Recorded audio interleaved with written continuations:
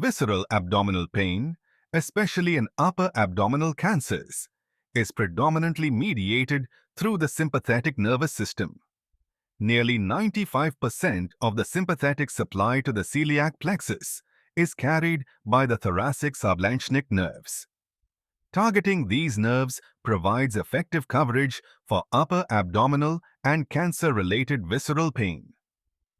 In this video, we will see the step-by-step approach to performing Splanchnic nerve radiofrequency ablation. The patient is positioned prone on the fluoroscopy table. The C-arm is adjusted to obtain a true AP view, ensuring the spinous process is centered between the pedicles. The end plates are made parallel by making craniocaudal tilt.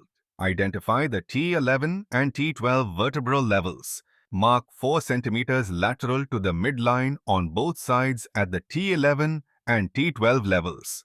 Make ipsilateral oblique so that 4 cm mark comes closer to vertebra.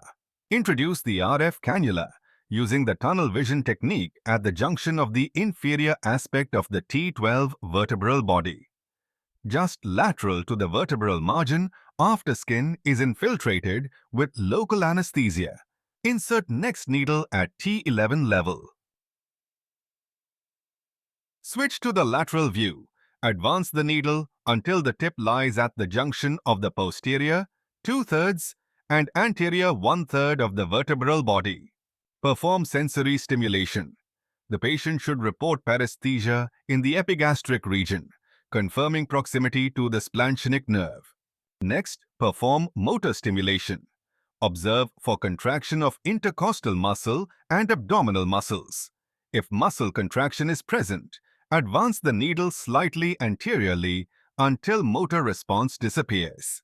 Check stimulation at T11 also. Return to the AP view. Confirm that the needle tip is within the touching the lateral border of the vertebral body. Inject contrast and observe under fluoroscopy. In the lateral view, confirm appropriate spread.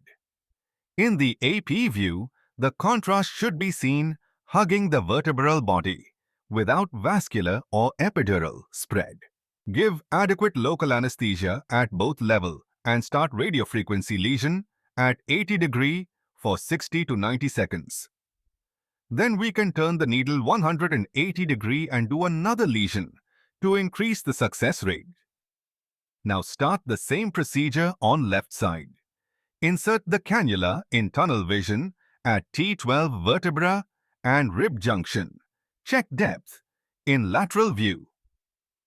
Do sensory and motor stimulation and give contrast. Repeat the same at T11 level and start lesioning.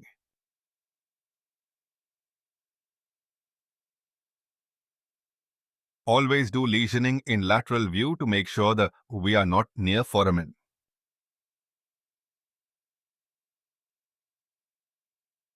At the end, give steroid to prevent deafferentation pain and remove the cannula.